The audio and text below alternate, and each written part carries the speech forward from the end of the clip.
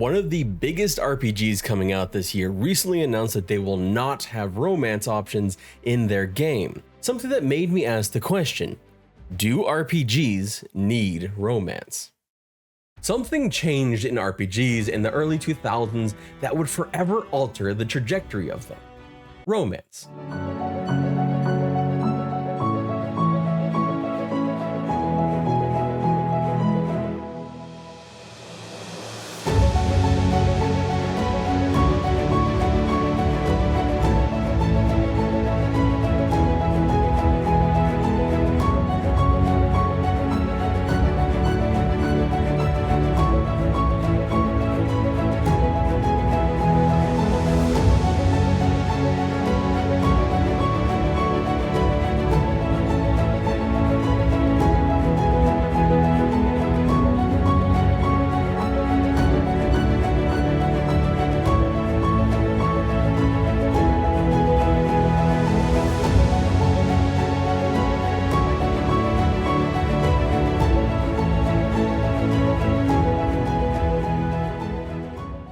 It wasn't that RPGs to that point didn't have romances, they certainly did, but through the BioWare formula, many RPGs began to take off in the direction of providing romantic choice more than just central stories or surface level companions. But imagine Baldur's Gate 3, Mass Effect, Dragon Age, or even Final Fantasy X without their romantic storylines. Take those romances away from those games specifically, you're going to be left with kind of shells of games in some ways, especially Final Fantasy X. And it makes sense because a role-playing game is, in a lot of ways, like an examination of the human experience. It is a story, a book, a movie, a TV show. It is just another medium to live through that story the same way you do in your favorite novels. But is all of that enough to say that an RPG needs romance? Well, before I actually wrote this script, I asked all of you in a community post, something that I'm really enjoying doing. And the response with over 6,000 votes was, in a lot of ways, kind of expected. 26% of you said yes, 18% said no, and the majority, at 55%, said it depends. There were some fantastic comments too, so stay tuned to the end because I'll highlight some of them. I think the part of it depends really comes through here because this question is, while it's unique to RPGs, it's more specifically tied to story-forward RPGs. The caveat here are games that put something else in the forefront, notably ARPGs which rely less on story and more on visceral achievement and character builds. The arguments here can get convoluted when you try and involve those as well, so I want to align the conversation around a singular type of RPG, one that focuses on impactful and lasting storytelling as its goal. Something that may or may not be what Avowed is going for, Obsidian's upcoming big RPG that recently announced that they will not be including romance options in their RPG. They provided some reasoning for it which initially sounds really freaking weird and almost like a freaking meme. In regards to romance, they said this to Eurogamer: "We didn't feel ready to do romances as well, especially because it gets kind of awkward if you're trying to save the world together and then you've broken up but this person is still traveling with you." What kind of ridiculous reason is that? Like, it's I mean, that sounds like a compelling story. That sounds like a really compelling story. That you have to overcome these personal grievances to save the freaking world. That is a story. That is a story in itself. Sorry, it's too awkward to save the world, y'all, because we kissed once and that makes me feel weird. It's just it was a weird take, but thankfully they clarified some things later in the interview and gave a bit of a better answer. "You can't romance your companions in Avowed," Patel confirms. "I know we did some romances for companions in Deadfire, but the thing we found, which I'm sure any developer who has tried them has found, is that to pay them off, you really have to invest a lot in doing them well. And you also want to balance whatever you're putting into romantic relationships with ensuring that players who don't choose the romantic path still have a fulfilling and complete experience with those companions." And honestly, that's kind of valid. Very valid even. but it also limits some potential for the game. And there's one part of this that I want to highlight before we get into it, because this discussion branches even further. And I'm going to use two different games as examples here of one game that includes romance as a central part of the story, but is not giving romantic choice, Final Fantasy X, and the other game, Baldur's Gate 3, which is not making romance the center of the story, but is using it to enhance the story, and they're doing it through a romantic choice. So there's not just a single way that you can approach romance in RPGs, and I think that's something that may get lost sometimes in these conversations about romance in RPGs. The exclusion of romance as a concept in an RPG is where I think more of us can tend to agree on whether it's needed or not. But let's get into, first, let's talk about Final Fantasy X. Final Fantasy X, for some people, may not be the first RPG you think of when it comes to romance, but the title of this article from Inverse might lend some credence to it. Final Fantasy X is still gaming's greatest love story. I won't go too in-depth in spoilers here for anyone who hasn't played this absolute gem of an RPG, but suffice it to say that the heart of the game is a love story, as compelling, if not more so, than the overall game's narrative itself. You might even say that without it, the game would feel flat and one-dimensional, almost boring. Because what the romance does is it adds incredible depth and complexity to the story, and it makes the highs and lows that much more believable, intense, and heart-rending. And this is all against the backdrop of not having any choice. Final Fantasy X's romance reads like a book or a movie. It twists and turns, and its endings are all set in place. You aren't as much part of the romance yourself as you are observing the romance play out. You are participatory in the most shallow of senses, the Final Fantasy way of an RPG, where it's not necessarily choices you make, but a story told directly to your heart from masters of weaving it together for you. Without romance, Final Fantasy X's characters lose not just some of their more complex motivations, but also their resistance and decisions, their evolution.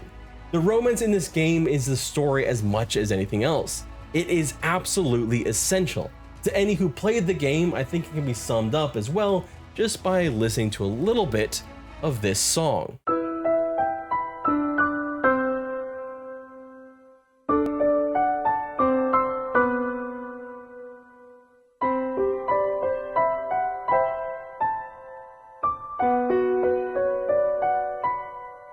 As Inverse puts it, Final Fantasy X is a story about two people meeting and falling in love under extreme circumstances, and learning how to change themselves and the world around them for the better. It's one of the single RPGs that most keenly represents the need for romance. But there's one huge caveat here. The game was written that way. The game was designed around this romance. It is so integral to the game, you cannot separate them. They are quite literally the way the story advances itself. The romance of Final Fantasy X is the foundation of Final Fantasy X. Remove it, and everything falls apart. And the game would need to be remade without that foundation in a way that is vastly different. And I think that's part of where you get the idea of Avowed saying how much work goes into these romances. Not even just choice romances, but we'll get to that in a sec, but also just romance in general, because if it's not done well, if it's tacked on, it can feel awkward and weird, like this Sonic kissing scene. I had to see it, so now you do.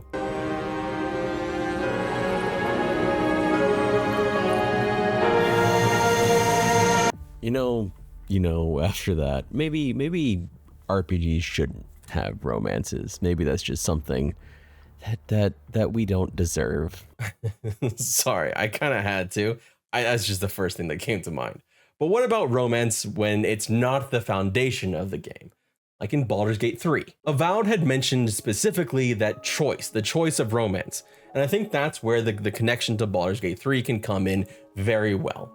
Because Baldur's Gate 3 shows what can be done with a game that isn't entirely reliant on it, but when used effectively, it can be masterful. Baldur's Gate 3 made a lot of headlines with the bear scene and certain octopus-related activities.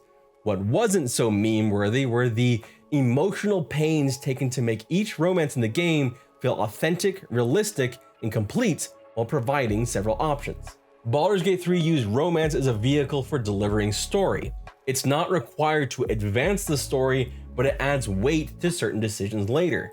Much of the elements that intertwine with romance can be impactful without romantic involvement. For example, you can still care about Shadowheart's struggles when you choose to romance Karlach or Will instead, or no one.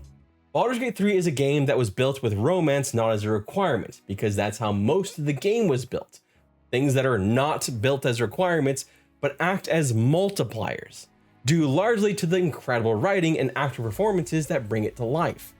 It just fits neatly into the narrative, bit by bit, with the romantic story unfolding alongside the main story, alongside the various subplots throughout the game, and in concert with development of strong companions. And therein lies the magic of it.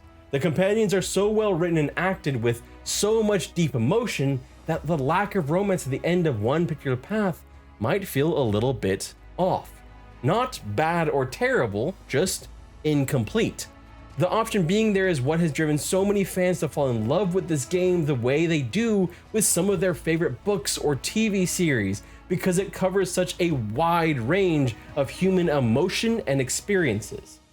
And to cut part of that off because of time constraints would have left it feeling a little, like I said, incomplete. I think that's what gets to the heart of it, at least to me. It's not that a game needs romance. It's that a game needs a good reason to make the conscious decision to exclude it, because you are pulling it out of the story. Not every book, TV show, or movie is going to include romance, and neither will every RPG, even the ones like this that are story focused.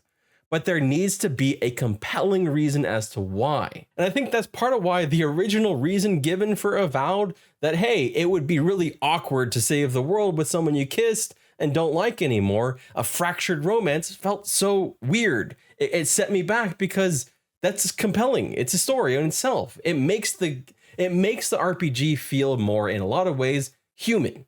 And not human in the sense that, wow, the humans are always a boring race to pick in fantasy RPGs, but human in the way of our understanding of the world around us. It also made me worry, not about the lack of romance, but it made me worry about the companions themselves and if they'll be compelling, if they'll be interesting. Because in a lot of times, a lack of romance can be used to create companions that are more shallow, with all the depth of a puddle. It's, in a sense, if we're going with this whole human experience idea, then this is cutting off a piece of it, and the reasoning being they don't think they can do it well, that it's too much work involved. Those reasons are real and valid limitations, but it also means that they are essentially cutting part of what could have been there, specifically because they have limitations. And I want to say, of course, that doesn't mean like the lack of romance means these characters are going to be shit. That's not what it means. It just means there's a higher likelihood, at least in my opinion, because if you start chopping off on this end, where do you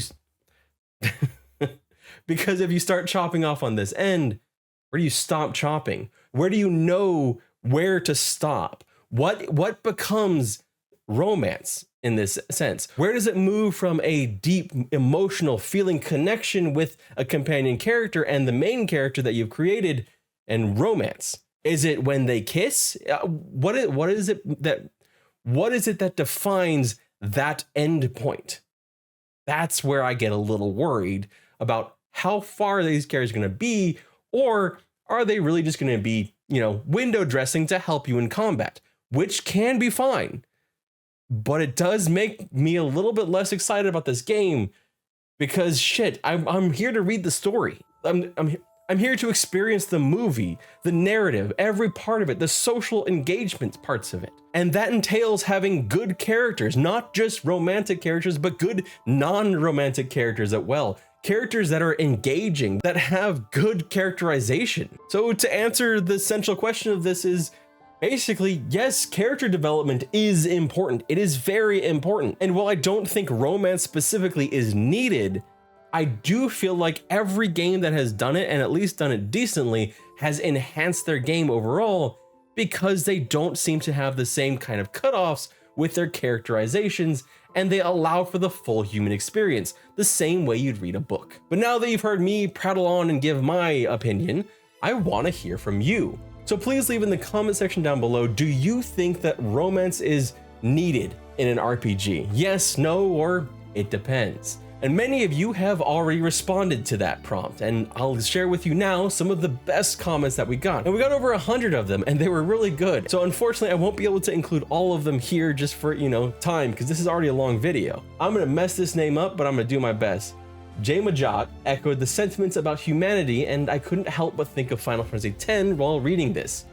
I think it adds a certain level of humanity to show that love can exist in even intense scenarios that seem bleak, but only if done correctly, not forced or rushed. Wizard Lizard, who has a fantastic name, sums it up nicely in this comment. Some stories benefit from romance, and some do not. Putting romance into a story that isn't built around it can be clunky, awkward, and feel pointless. But if social interaction and building connections is a core aspect of a game, then obviously romance is likely to fit in well, and not having it may feel limiting. Both Marauding Llama and Wargim had a similar approach with their comments. I like having them, but I'm happy with good character development in general. I'm perfectly fine adventuring alongside a close friend or an interesting merc that always has my back. It doesn't need romance, but it does need bonds and friendship. All very well said. My name is Edward Flynn. Thank you so much for watching this, and I hope you have a wonderful day. Cheers, everybody.